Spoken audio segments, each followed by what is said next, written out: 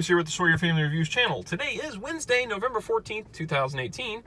And since it's Wednesday, you know what that means. It's the weekly comic book pickups video. Every week, I pick up my boys at least one comic each. Oftentimes, it's more than one. And my daughter, Gracie, one as well, even though she can't read. I pick up all my comics at Queen City Comics in Fairfield, Ohio, zip code 45014. If you're into comics, go there for your comics. Let's jump in. First of all, as a non-comic, this is Back Issue Magazine. Bob at the comic shop, ordered this specifically for me because he knows how much I love the Chris Reeve Superman movies. This is $8.95. It's number 109. And this magazine is just all about the Chris Reeve Superman movies. Kind of what was going on in comics at the time, the stars, the hoopla, the merchandising. Yeah, this is cool. This is really neat. I can't wait to really dig into this. Hey, Superboy and Superman, I guess what came after as well. So, this is awesome. I'm very excited about looking into this book. Superman the movie comes back to theaters at this end of this month, and we will be going to see that. It's my first time seeing it on the big screen, because just like this movie, I am 40. Superman and I came out the same year, and I did not get to see it on the big screen. It is the comic movie I've always wanted to see on the big screen, and that's finally coming true at the end of this month.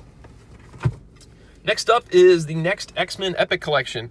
These are Marvel's trade paperbacks that kind of took over after Essentials ended. These are much different than Essentials, though. The binding's much better, and they're in color. So this is just a big hunk of old comics in here. All in color, very nice printing. It's not computer colorized, which is great. It's just like nice colors. And this reprints X-Men 46 through 66, Kazar 2 and 3, Marvel Tales number 30. It is volume 3. These are kind of printed out of order. They just choose a random set of books to put out, and then it's like they'll put out like volume 1, and then they'll put out volume 12, and then they'll put out volume 2, and that's so they're not just stuck in the 60s comics for forever, and there's not more than one trade of the same thing out. So like the Dark Phoenix Saga being out in trade form at the same time as they're doing the Epic Collection probably won't happen. They'll wait until that book's out of print, and then they'll do that printing or something. You know what I mean. These are $40, which seems like a lot of money, but these are really nice reprints. I'm trying to get all the X-Men Epic Collections and all the Wolverine Epic Collections. I have all the Essentials already, but I would love to read them all again in color. All right, let's jump into the books. Oh, wait, this is another one that's not really a comic from this week. There was no good like Disney books this week for Gracie. No DuckTales or anything. So I just went back and grabbed one of these old Marvel Comics Little Mermaids. So she'll dig this. She loves Little Mermaid. You see a growing theme with her is that she loves Disney stuff. So this will do. All right, let's get that over there. Next up is a book for me, Uncanny XMen number 1, Legacy numbering 620. I still absolutely hate that they're constantly renumbering stuff. I don't know why I decided to give this book a chance, but this Dave Cockrum variant cover pulled me in. I'm like, oh man, that's a pretty sweet Dave Cockrum cover. I kind of have to have that. And what really hurts about it, though, is that this book is $8. And in all likelihood, it's probably not going to be that great. Let's see who's writing it. Ed Brisson, Matthew Rosenberg, and Kelly Thompson. Mohamed Asrar as the artist. I guess this is another attempt at Marvel at bringing the X-Men back to the forefront of comics. Hey, the art's pretty clean. I like the art. And I think there's a couple of different stories in here. Like there's 3 backup stories, one on Bishop, one on Jean, and one on somebody else. Let's go back here. Hang on. I don't want to go too far and spoil stuff for you guys, because I did see a spoilery thing earlier. This is a Bishop story, so let's go back. Back another page. Here we go. Part 1, a Bishop story. Part 2, a Jean Grey story. Part 3, an Armor and a Knoll story. I don't even know what that means. So, I'm going to give it a shot. If I don't pick up issue 2, when issue 2 comes out, that'll tell you that it wasn't very good. All right, next up is another book for me, Ghostbusters Crossing Over number 8. This is the final issue of Ghostbusters Crossing Over, and I am bummed because that means my favorite book is coming to an end. This is the book that crosses over Ghostbusters from all these different incarnations. So we've got the Prime Ghostbusters, which are like the movie ones in comic form, and then we've got the Answer the Call ones, and we've got Real Ghostbusters from the cartoon, Extreme Ghostbusters from their cartoon, and Sanctum of Slime.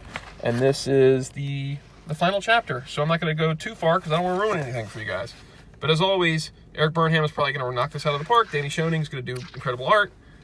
and I'm going to be sad when it's all said and done, because that means it's over.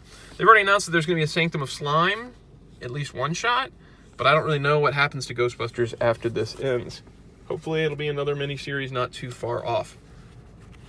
Next is another book for Blaze here. Well, I guess it's the first book for Blaze. He's loving this Death of Daredevil. He said this is the end of Soul on the book. Phil Noto is doing the art. This is part 3 of the Death of Daredevil. Daredevil issue 611. Charles Soule. Did I say Chris Soule? I meant to say Charles Soule if I said Chris. And yeah, look at this Phil Noto art. This is sharp, man. I'm going to have to borrow a lot of Daredevil issues and go back and read them. This is fun stuff. Then we have a book for Keaton. As you guys know, he loves Venom. We went and saw Venom at the theater the other day, and we actually enjoyed it. Donnie Cates is still writing this. Ivan Coella? I don't know if he did the art before, but this is Keaton's favorite character. I don't know if it's his favorite book right now. He kind of was not into the whole, they had like Demon Wing storyline. Ooh, Agent Venom. Hopefully that's not too spoilery. I'm not gonna read that because I don't want to spoil anything. But that looked like Agent Venom to me. So there's that one, issue 8 of that. Another book for Blaze. This is Alien 3, the unproduced screenplay from Dark Horse Comics. Blaze was very excited about this book. So Alien 3, the original screenplay, was changed very much for the movie, and the movie was kind of a nightmare of production. So this book, with a story by William Gibson, adaptation and script and art by Johnny Christmas. Christmas. This is what Alien 3 was supposed to be originally. This was the screenplay that was then turned into Alien 3. Yeah, so that'll be fun. Oh boy, I'm running out of space over here. A lot of books. Okay, you go there. And last but not least is Spider-Geddon, Vault of Spiders #2. Keaton got the first one of these and enjoyed it.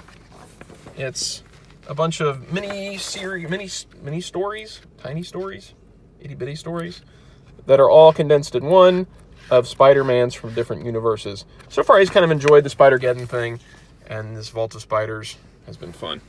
Okay, so that is it. Sorry, my screen's getting a little blurry there. What's going on? Hey, stop being blurry. There we go. It wasn't focusing. I guess it's cold. Maybe it's because it's cold. That's a lot of books. As always, if you have any recommendations, please leave them in the comments below. If you enjoy our videos, please hit like and subscribe and notify. And I guess I'll see you guys again next Wednesday.